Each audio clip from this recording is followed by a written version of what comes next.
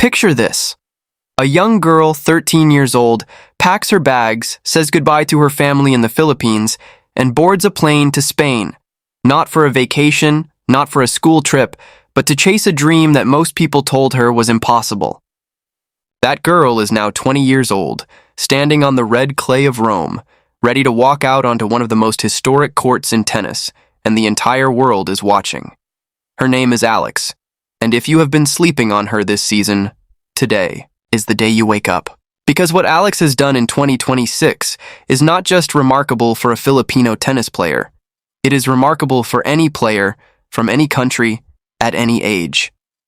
We are talking about a young woman who has gone from promising talent to outright terror on the WTA Tour in the span of just a few months. We are talking about bagels handed out like candy, 3-set wars survived on pure will, and a rematch burning on the horizon that every tennis fan needs to have circled on their calendar.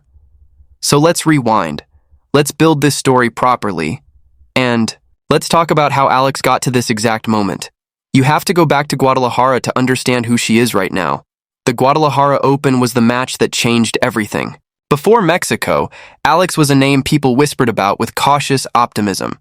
She had won junior Grand Slams. She had grinded through the ITF circuit. But whispers are not wins, and potential means nothing until you convert it under pressure. In Guadalajara, she met the Hungarian veteran Pena Udvardy in the final, and what unfolded was not a comfortable stroll to a trophy. It was a war. A brutal, gut-wrenching 3-set battle where Alex had to dig into reserves she probably didn't even know she had. But here's the thing about true champions. They find a way. When Udvardy pushed, Alex pushed back harder. When the match tightened, her nerve held. She won her first WTA 125 title, and in that moment, as her racket hit the ground and her hands covered her face, you could see the exact second a good player becomes something more. That title wasn't just hardware, it was a message. To herself, to the locker room, to the entire Philippines, which stopped breathing for 2 hours while she played. She left Mexico knowing she could survive the longest nights and close the biggest moments.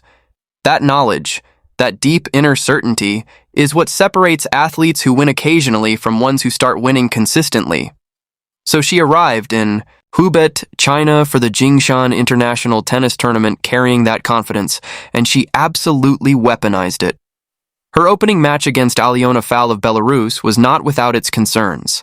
2 tight sets, a medical timeout, and growing questions about whether the top-seeded Filipino was running out of gas before the tournament even got started. Those questions died the moment she stepped onto the court against Japan's Mei Yamaguchi in round 2. From the very first rally, it was obvious something was different. Alex was not in survival mode. She was in destruction mode. She attacked Yamaguchi's second serve. She ripped her heavy, looping topspin forehand cross-court until the Japanese player could barely breathe. She was not constructing points. She was dismantling a human being, shot by shot, game by game. A 5-love lead in the first set without facing a single break point. Think about that. Yamaguchi is a professional tennis player ranked inside the top 100, and she could not even threaten Alex's serve for 5 straight games. When Yamaguchi finally earned a game point in the 6th game, a lesser player flinches. Alex stepped on the accelerator, erased it, broke her again. 6-love in 26 minutes. A perfect set of tennis. Yamaguchi tried to hang around in the second, broke Alex's serve, and briefly made it interesting at 4-3. But the story was already written. Alex swept the final 2 games, closed out the match in 1 hour and 12 minutes, and walked off the court with a scoreline that reads 6-love, 6-3. That is not a tennis match. That is a statement. That is Alex standing in the center of a locker room and saying, out loud, to everyone who would listen, I am here, and I am coming. For all of you, now the tour shifts to Europe. The clay swing begins. And this is where the story gets really interesting, because clay is where comfort zones go to die. The game slows down, the rallies get longer, your legs start screaming around the 3rd hour. The margins shrink and the mental grind amplifies. Alex is a product of the Rafa Nadal Academy in Spain, so dirt is not foreign territory for her, but the level of competition on European clay in the spring is unlike anything else on the calendar. She faced the left-handed phenom Illa Fernandez in Stuttgart. She played doubles alongside her close friend Zeynep Sönmez of Turkey in Madrid, before bowing out in singles to the defensive brick wall that is Elise Mertens in the second round.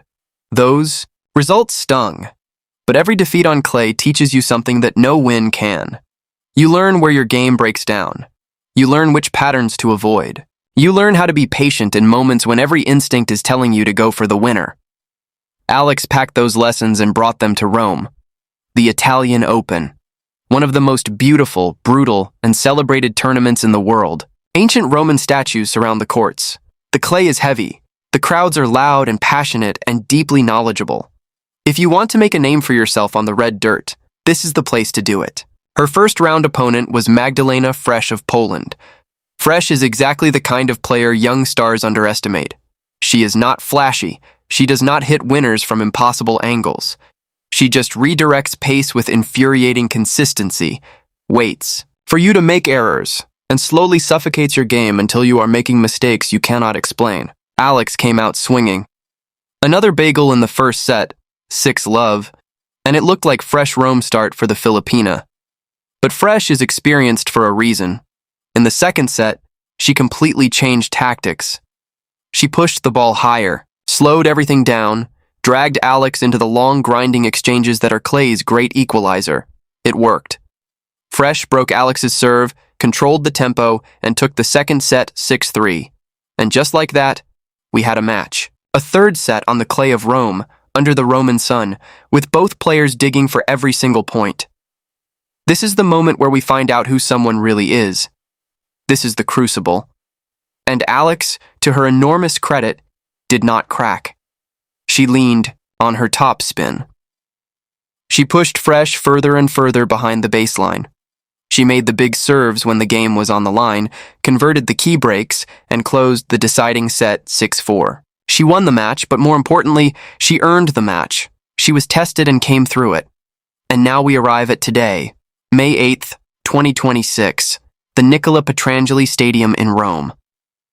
A second-round match at the Italian Open against the 31st seed, Wang Xinyu of China. But calling this a second-round match feels almost insulting to what this actually is, because these two have history. Earlier this season at the ASB Classic in Auckland, they met in the semifinals and produced an absolute thriller. Wang Xinyu is ranked comfortably inside the top 35 in the world, and she used every bit of that experience and firepower in Auckland. She edged Alex in 3 sets, 5-7, 7-5, 6-4, a scoreline that tells you everything about how close the Filipina was to winning. It was a match that slipped away in the margins. And if you know anything about Alex, you know that is the kind of loss that sits with you, that replays in your head late at night, that you carry on to every practice court until you get the chance to settle it. Today is that chance. Wang enters, the match fresh after a first-round bye. She is rested, focused, and she knows exactly how to hurt Alex. She has done it before. Her flat-hitting game is built for speed.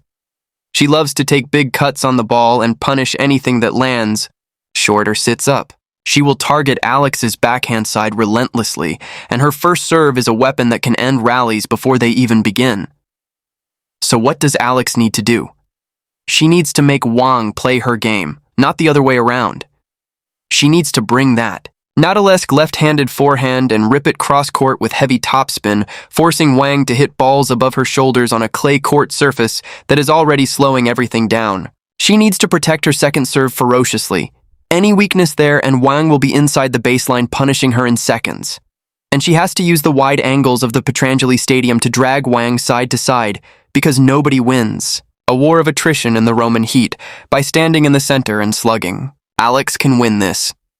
The momentum is on her side, the surface suits her left-handed game, and she just went the full distance against Fresh, which means her movement on the clay is already calibrated, her footwork sharp, her eye dialed in. Wang, meanwhile, is coming in cold after sitting out the first round, and there is always an adjustment period when you step on court for the first time at a new tournament. Here is what makes this story bigger than just a tennis match. When Alex walks out onto that court today, she is not just representing herself. She is representing a country where tennis has always existed in the long shadow of basketball and boxing. She has, almost single-handedly, made an entire nation care about a sport they barely acknowledged before she arrived. When she plays, people in Manila set their alarms regardless of time zones. When she wins, 100 million people feel something. She left home at 13. She gave up a normal childhood, a normal adolescence, 1,000 experiences that most kids take completely. For